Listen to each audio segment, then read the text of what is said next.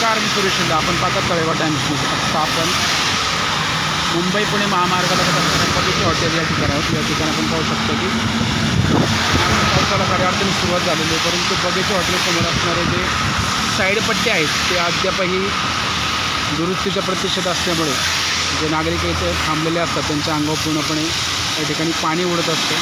तर आपण पाहिलं या ठिकाणी पाऊस लागतो म्हणून अनेक नागरिक थांबलेले दिसतात.